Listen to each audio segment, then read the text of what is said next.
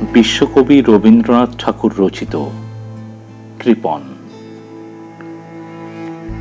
আমি ভিক্ষা করে ফিরতেছিলেম গ্রামের পথে পথে, তুমি তখন চলেছিলে তোমার স্বর্ণরথে। অপূর্ব এক স্বপ্ন সম লাগতেছিল চক্ষে মম। কি বিচিত্র শোভা তোমার, কি বিচিত্র সাজ। আমি মনে ভাবতেছিলেম এ কোন মহারাজ। আজি শুভক্ষণে রাত পোহালো, ভেবেছিলেম তবে আজ আমারে দ্বারে দ্বারে ফিরতে নাহি হবে। বাহির হতে নাহি হতে কাহার দেখা পেলেম পথে, চলিতে রথ ধনধান্য ছড়াবে দুই ধারে। মুঠা মুঠা কুড়িয়ে নেব, নেব ভারে ভারে।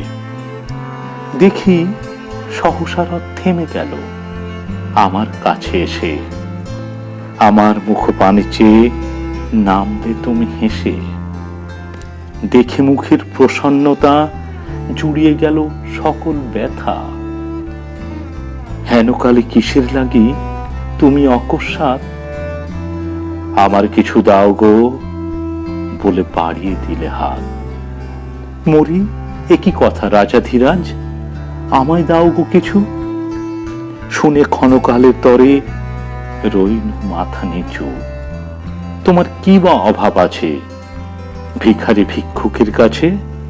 এ কেবল কৌতুকের বসে আমার প্রবঞ্চনা। ঝুলি হতে দিলেম তুলে একটি ছোট কণা।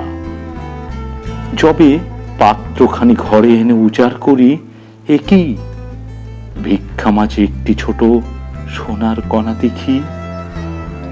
দিলেম যারা আজ ভিখারি রে, স্বর্ণ হয়ে এলো ফিরে।